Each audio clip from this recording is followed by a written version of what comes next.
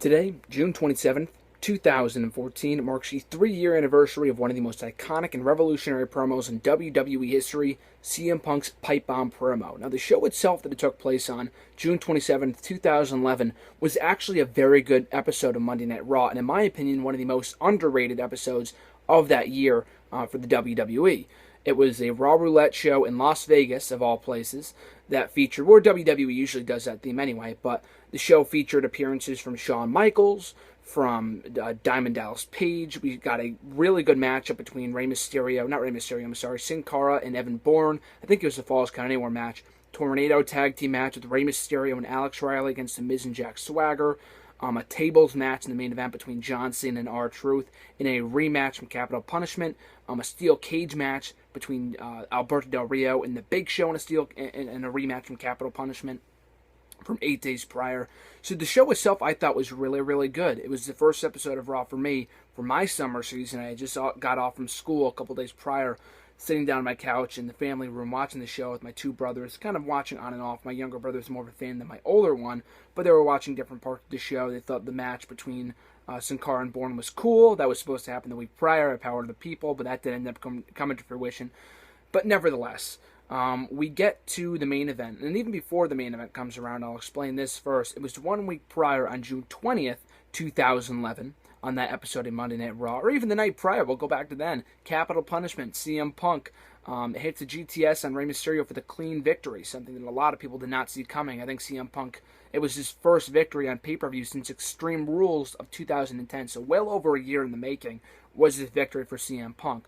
Now, rumors dating back to April of that year of 2011 was that CM Punk was on his way out of the company. I guess his contract was expiring that summer, hence why he lost all of those matches with Randy Orton, which I thought was a disappointing feud.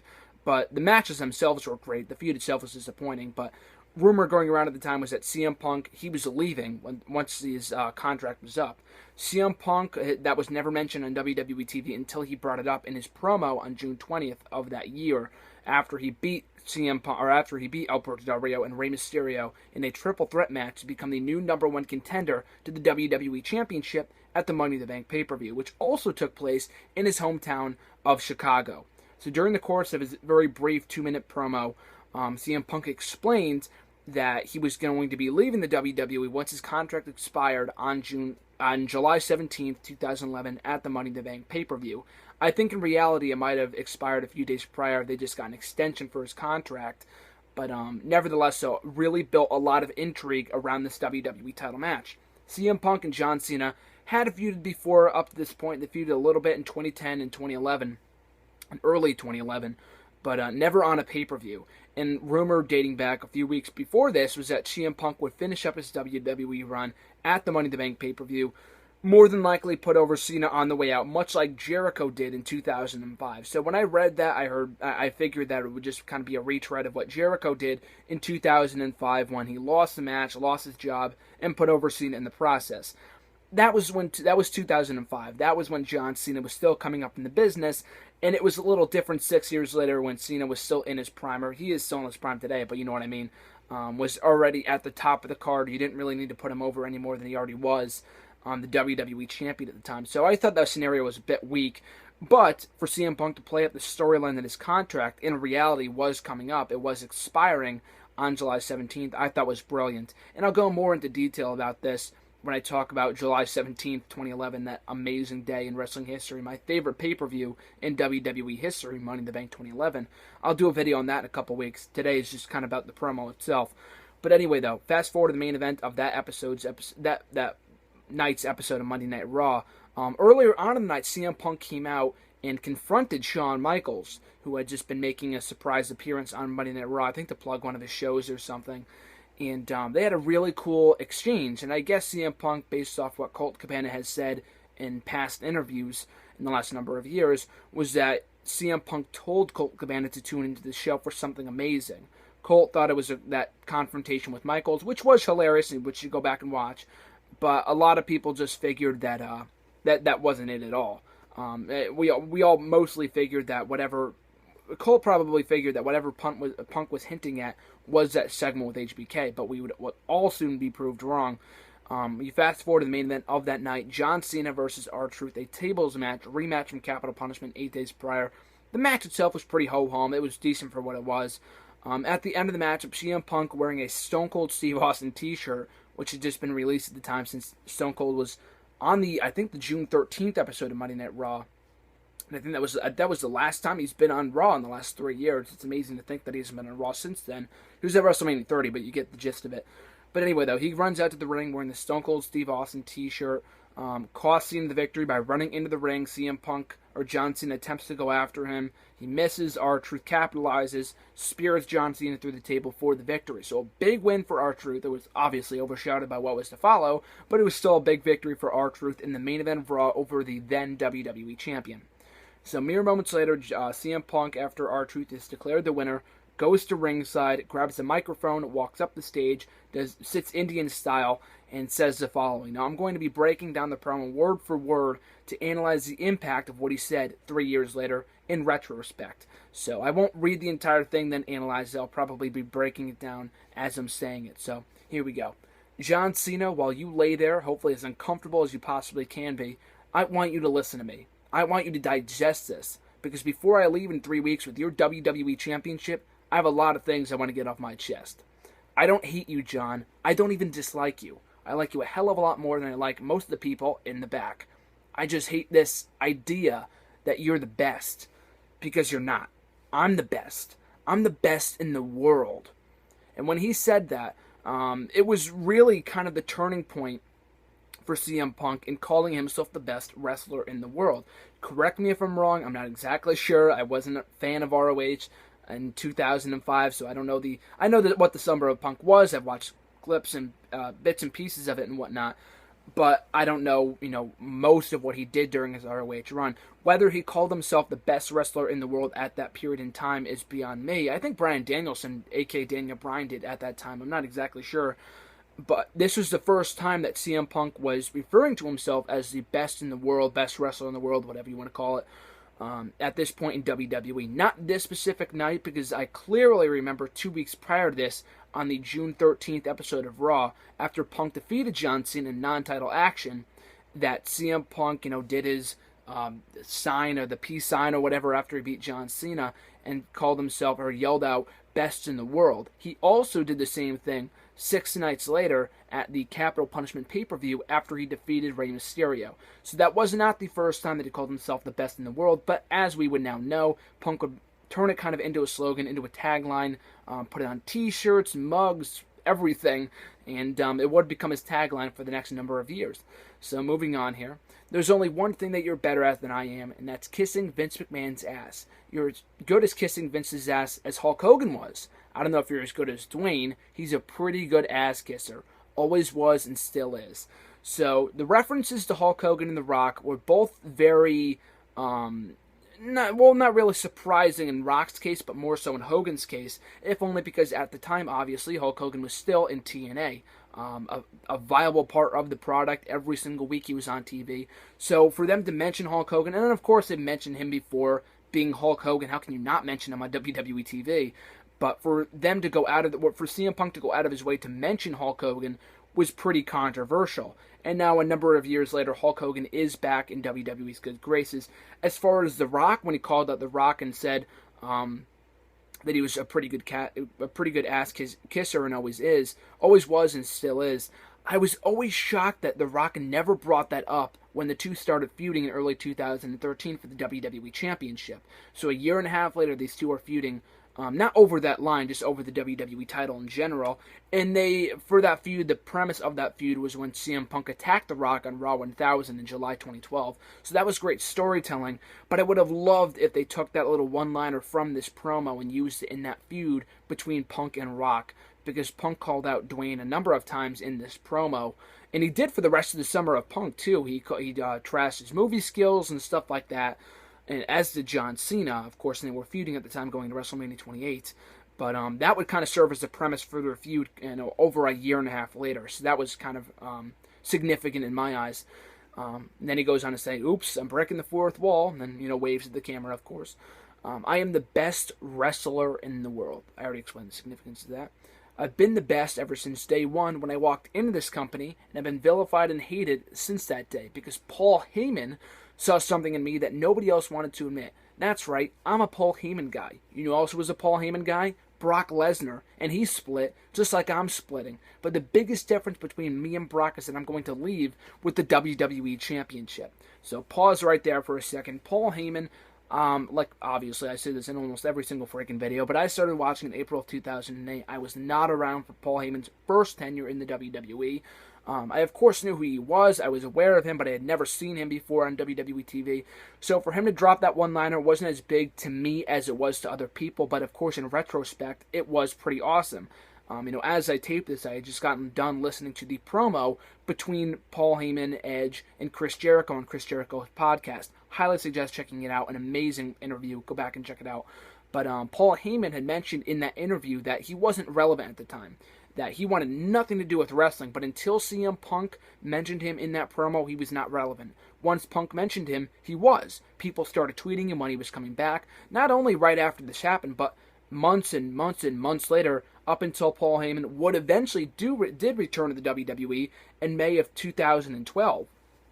So that would kind of serve as the baseline for Paul Heyman's eventual return to the WWE. Had he not mentioned Paul Heyman, would Paul Heyman be in WWE right now? Who knows? Probably, because Brock, he kind of came back for Brock more so than CM Punk. But, of course, a number of months later in Chicago, coincidentally enough, in the episode of, I think it was a Labor Day episode of Raw in Chicago, that Paul Heyman and CM Punk formed an on-air relationship. They had history dating back to 2006 when Punk first came to the WWE and was working with Heyman in OVW and on ECW and stuff like that. But they ended up working together on television. So that one-liner, that I'm a Paul Heyman guy line, which was not as big to me at the time when I heard it, but it kind of would serve as a little planting of the seeds, so to speak, for their eventual pairing a little over a year later. Now, when he mentioned Brock Lesnar, that was pretty big. I, of course, knew who Brock Lesnar was. He was a UFC guy at the time for a number of years. I think from maybe 2008 to 2011. I'm not really sure when he first started. I think it was 2008 or 2009, but I knew he did his last fight in late 2011. But nevertheless, though, for him to mention Brock Lesnar was big. I mean, mentioning Hulk Hogan in TNA, Hulk Hogan is freaking Hulk Hogan. You're going to mention him regardless, and he was one of the biggest superstars in WWE history. But Brock Lesnar was a UFC guy, and they never made mention of UFC on WWE TV before. The only other time that I can recall them referring to Brock, or talking about Lesnar on WWE TV was actually a few times. One, when they showed the WrestleMania Rewind between that match between him and Goldberg at WrestleMania 20. I don't know if they showed it leading up to WrestleMania 20 or leading up to WrestleMania 27 or what it was, but they never even mentioned Brock by name. They just showed that clip with him and Goldberg and Stone Cold, of course. But the only other time that I can recall them referring to Brock Lesnar by name on WWE TV was during the 2010 King of the Ring tournament when they were showing clips of past winners, and they showed a picture of Brock Lesnar winning the tournament in 2002. And I think Jerry Lawler on that night made mention of the fact that, Lesnar went on to win the WWE title a few months later, and now we all know where he is now. Not directly referring to the UFC, but it was kind of a slight hint at it. And as being a UFC fan, I thought that was awesome. So for CM Punk to mention Brock Lesnar in this promo was pretty big. And of course, they wouldn't go back to this when Punk and Lesnar feuded about 2 years later in one of my favorite feuds of WWE in WWE history. I thought that was great, very underrated in my opinion. And they never referred to that promo. They never referred to that one-liner. But it did also, like I've said before, served as the foreshadowing of sorts for their feud a little over 2 years later, going into the SummerSlam 2013 event, with both guys being Paul Heyman guys and having one of, if not the best match of 2013 for WWE, in my opinion. But that was a great one-liner. I loved that. And that was just when it was starting to get interesting. And there's a lot more to the promo I'll go on to right now. I just got to scroll down here. So it goes on to say, I already read that. I've grabbed so many of Vince and Katie McMahon's imaginary brass rings that it's finally dawned on me that they're just that. They're completely imaginary. The only thing that's real is me, and the fact that day in and day out for almost 6 years, I've proved to everybody in the world that I'm the best on the microphone, in the ring, and even on commentary. Nobody can touch me. And yet, no matter how many times I prove it, I'm not on your lovely little collector's cups. I'm not on the cover of the program. I'm barely promoted. I don't get to be in movies. I'm not on any crappy show on the USA Network. I'm a big USA Network fan, but that was a great line. I'm not on the poster of WrestleMania. I'm not on the signature that's produced in the start of the show. I'm not on Conan O'Brien. I'm not on Jimmy Fallon. But the fact of the matter is, I should be. And trust me that this isn't sour grapes, but the fact that Dwayne is in the main event of WrestleMania next year and I'm not makes me sick. So let's dissect that for a second. For him to say that I'm not in any movies, collector's cups, stuff like that, soon after this, he would be. He would become one of the biggest stars in WWE in years, becoming very hot for the rest of 2011, being the WWE champion for all of 2012, the first time that someone has ever held the WWE title for an entire calendar year. For the first time since Hulk Hogan, and I think in 88 or 89, for the first time in almost 20 years, so to speak. So, that being said, that was pretty monumental, but all this of what he said was true. He was hardly promoted at all. CM Punk, even before this, I mentioned his feud with Rey Mysterio, but even before that, this guy was a mid-card guy. He dropped the world title at the end of 2009. It was hardly relevant for the rest of that year and going into 2010. He had a great thing going with the Straight Edge Society, but as CM Punk said in his documentary, and I'll get to that back to that in a second, that the Straight Edge Society was never really given the run that it deserved. I thought it was a great stable, got great heat, was a great concept. They got Serena, one of the most talented women in the world. They never utilized her correctly. Not really Darren Young, but he was kind of a part of it. Luke Gallows, a.k.a. Festus, they transformed his career. God knows where he would be today if it wasn't for that transformation in WWE. And now he's wrestling, I think it's Doc Gallows in ROH, or I think he was New Japan. But nevertheless, though, he was really not at the top of the card for 2009, 2010, and most of 2011, CM Punk was. So that was really true. The fact that he wasn't in movies, and he still hasn't been in a movie, but he did, and it wasn't in this promo that he mentioned this, but when he said in one of his shoot promos a couple months later, I think it might have been the Raw before, no, it wasn't the Raw before SummerSlam, that was a great promo too, but the Raw before the Money in the Bank pay-per-view, 2 weeks later on July, I think 11th, 2011, when CM Punk said that they were in the he should be in progress of making CM Punk the movie, and they never made a movie about him, so to speak, but they did make a very lengthy documentary, an amazing documentary, and personally, my favorite documentary, right up there with Ultimate Warriors. But yeah, so they would end up creating that for one thing. But the fact that he said that he was, I'm not on Conan O'Brien, I'm not on Jimmy Fallon, and he even said in interviews right after this that right after he cut that promo, his phone was ringing off the hook, and he did end up being on Conan O'Brien. I don't know about Conan O'Brien, but he was on Jimmy Fallon. I think you can find it on YouTube. He did a couple clips; they're pretty funny. But the fact of the matter is the fact that he was on all these TV shows. He wasn't doing all these interviews.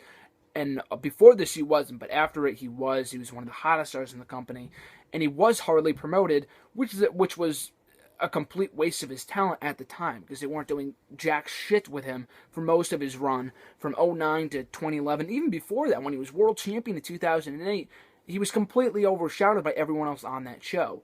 And it wasn't until he moved to SmackDown he really started to find his stride as a heel. So there's that. To say that he wasn't in the main event of WrestleMania next year, or the following year, that made him sick. And that was a legitimate one-liner. Most of this was a shoot, of course. It was a scripted shoot, but you know what I mean. It was from the heart of CM Punk.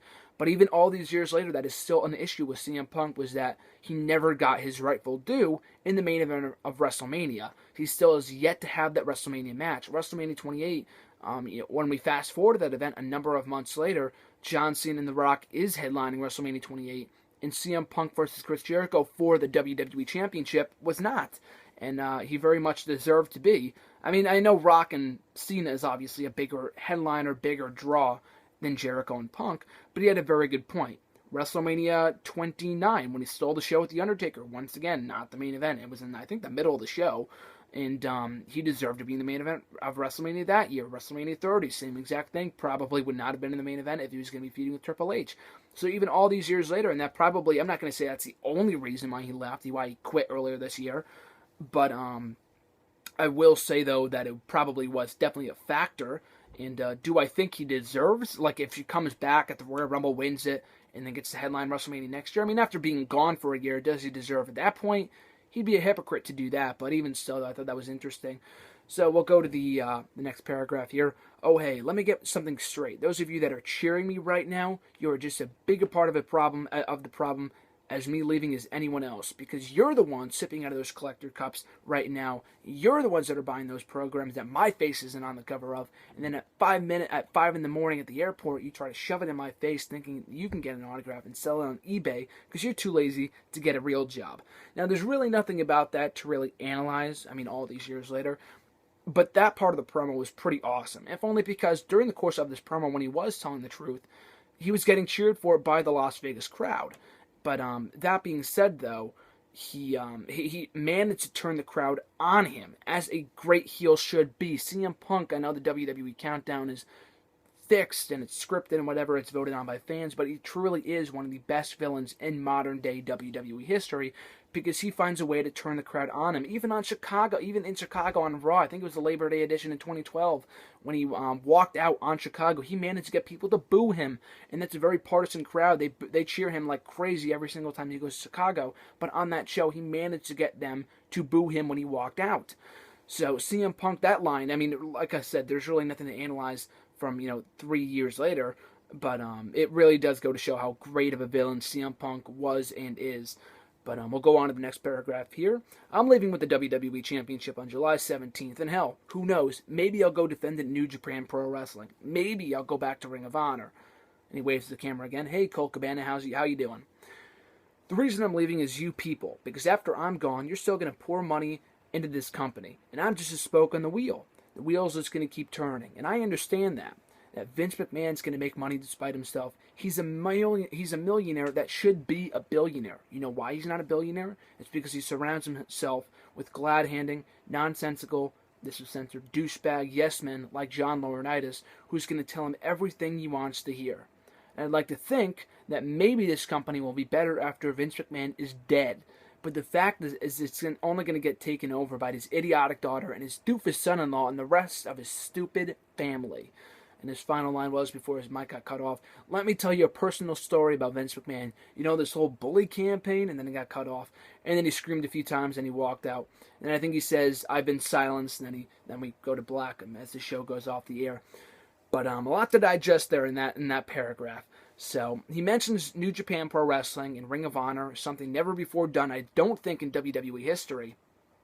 Another company being mentioned on the air in WWE. We all know Vince McMahon, regardless of how large or small the company is, whether it be New Japan, TNA, Ring of Honor, he never likes to mention other opponents, so to speak, his competitors on live TV. I know we did it with WCW in the Attitude Era, but that was a completely different time. Nowadays, I can't remember the last time anyone's ever mentioned. I know TNA was referenced at one point a couple of weeks later by John Cena by saying, like, brother, I'll just show up on someone else's show, brother, when Hulk Hogan was still there. But by name, they never mentioned TNA. So CM Punk to do that was pretty awesome. He has yet to go back to Ring of Honor, and hell, maybe now that he's gone from WWE, I think he's still under contract right now, but he's quit. He quit a number of months ago, so maybe once his contract is up and he doesn't have he's not tied down to anything, maybe he will go back to Ring of Honor and show up there and do a few things. That'd be amazing. They just had a pay-per-view by his nickname, Best in the World, so you never know. New Japan Pro Wrestling was also really cool. I was marking out that they mentioned those guys too. And for him to mention Colt Cabana was pretty cool. Colt Cabana, he never really landed a job in the WWE. He was in the company at one point as Scotty Goldman. And I think he had a few tryout matches here and there as a commentator, as a wrestler, I think against Wade Barrett once. But they have yet to sign him, which is a shame. I'm not a huge fan of him as a wrestler, but he's a great entertainer. And he would be an amazing commentator, much better than anything we get on Monday nights currently. But what else to talk about here? The fact that he talks about John Laurinaitis. I think the first time that John Laurinaitis had been mentioned on television in years. Correct me if I'm wrong on that. But it also kind of set up John Laurinaitis' debut on WWE TV. He had been on TV. You see him running in for brawls and stuff to break up different stuff. Like when the agents run in to break up brawls between people, John Laurinaitis was one of those people more often than not. I remember like when Edge and Matt Hardy one time fought backstage in 2005. You see John Laurinaitis, a.k.a. Johnny Ace, backstage, trying to break up the brawl between the two. But that would set up the debut of John Laurinaitis at the Money in the Bank 2011 pay-per-view. He had one run in that matchup in the main event between CM Punk and Cena, but he would become a regular on WWE TV from that point forward, before being named the interim Raw general manager in, I think, October of that year, and would become a mainstay on WWE TV and before being fired in June of 2012. And he and CM Punk would feud at, for that almost entire length of time. So that one-liner at John Laurinaitis set up that, and John Laurinaitis' 1 year tenure as Raw general manager. And, to call out Vince McMahon so many times in the promo, and they had a confrontation a few weeks later on Raw, but I also thought it was really cool. They had a one-off segment together on an episode of Raw in 2012, I think it was in October, and they also had a match that very same night. And I don't think he directly mentioned this pipe bomb promo, but he did, make mention of the fact that he's never liked Vince McMahon, that he's cost him opportunities, stuff like that. And of course, the biggest one-liner from this promo, or actually two of them, I'll get to two of them here. One of them is that he called Vince McMahon, and the line was that Vince McMahon's going to make money despite himself. He's a millionaire who should be a billionaire. And I saw people quoting that line a million times over when it was announced a couple of months ago that Vince McMahon had become a billionaire. I think recognized by one of the magazines, he had since become a billionaire. I don't think he is anymore with all the network losses, money, and all that kind of stuff. But he was at one point, so I remember people mentioning that line after that was announced. But the last line of his promo, besides the whole bully campaign thing, was that it's going to get taken over by his quote-unquote idiotic daughter and doofus son-in-law and the rest of his stupid family. And no more than a month later did Triple H get appointed as the new WWE COO on TV on Raw by Vince McMahon himself. And of course, that's storyline, I understand that. But even in real life, Triple H is slowly but surely taking over. Vince McMahon still has a very big say in what goes on. He's still the boss, and he will be till the day he dies. I can promise you, I can assure you of that. But Triple H and Stephanie are essentially running the show right now, both on TV and in real life. So that's why I was very much looking forward to seeing Punk and Triple H feud for a second time. They had that one-off feud in 2011. The promos were very good, but the match sucked, and it wasn't their fault. It was all the interference at that Night of Champions show. It was terrible. But I was looking forward to Punk making mention of that line from that promo 3 years later when they're feuding once again, now that the Authority, the on-air Authority, Triple H and Stephanie, are running the show. So that would have been awesome. So that did end up ringing true. But, yeah, that closed out the segment. Like I said before, I was watching this show, watching that promo unfold with two of my brothers, and after they were, kind of floundering in and out of the show, watching some parts and not watching others, they took notice of that promo, and my older brother, who's not a fan whatsoever, was sitting through watching this promo, and even he realizing, not even being a wrestling fan, knowing that this was something special. Called him my friend, asking, texting him, calling him one of my wrestling friends, one of my best friends in the world, John, who's one of the biggest wrestling fans in the world along with myself. I called him, texting him, wow, did you see that? That was freaking awesome. I think CM Punk got suspended later that night. I was telling him all about that. I think he even got verified on Twitter. They went so far as to say that he got unverified. They unverified him on Twitter, which I don't think it's even up to the WWE. That's up to Twitter, so they must have done something with that. But they said that CM Punk was suspended on their website and stuff like that. I thought it was real for a while. And they kind of ruined the mystique of it by taping the next week's Raw on July 4th, the very same night. So all the spoilers were online. I didn't read them, but it kind of took away from the realism aspect of the promo. I know it's a scripted shoot. It wasn't real, technically. I mean, but everything. What is real in wrestling? You know what I mean? But for what it was, though, what he said, what he felt was really real. Everything he said in this promo was real. Maybe the concept of it for him to go out there and say what he wants before getting cut off. I know they probably would have cut him off 10 seconds into his promo if that was not supposed to be planned, and they did. Even Punk said in his documentary that they told him to go out there and say whatever the hell he wanted before it ended up getting too far, and that's why he said after Vince McMahon should be dead, that's when they cut him off. But you understand what I'm saying, though. That the content of it was real, just the fact, the idea that Punk would go out there and say whatever he wants was not real, I understand that, but the promo itself was very much real. But how much change did this promo put into effect, so to speak? I've got a lot of people asking me that all these years later. Personally, I say that it caused maybe not a lot of change, but I think it caused more change than people give it credit for.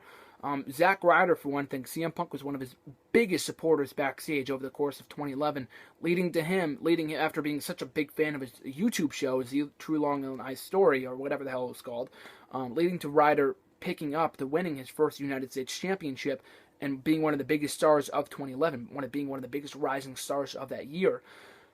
Granted, all these years later, he's back to being a jobber, but that's not necessarily his fault. They just buried him going into 2012. Daniel Bryan, another guy. I'm not going to contribute his entire push to CM Punk, but it was very much due to CM Punk on that night, the same night that Punk won the WWE title from John Cena at Money in the Bank in Chicago on July 17, 2011.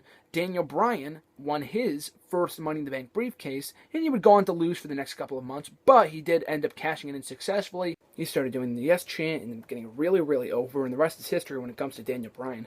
But it really is no coincidence that it started that same night in Chicago at the 2011 Money in the Bank pay-per-view, the same night that CM Punk started Change, a Revolution, when he won the WWE title from John Cena. But, even all these years later, I still think this is my favorite promo of all time, no doubt about that. But right up there with my favorite shoots, along with Joey Styles and Paul Heyman from the ECW One Night Stand shows I did review here on the channel, cheap plug. But even still, though, all these years later, I still think this promo caused a change, caused a revolution in the WWE, in the world of wrestling as a whole, to take notice of the smaller guys, of the people that don't fit the stereotypical mold of a big guy, of a main event player in WWE. CM Punk really revolutionized that with this promo on June 27th, 2011. So when you get the time today, go back and watch this promo after reading it word for word. I know certainly I will. But yeah, an amazing segment and definitely a monumental day in the history of the WWE.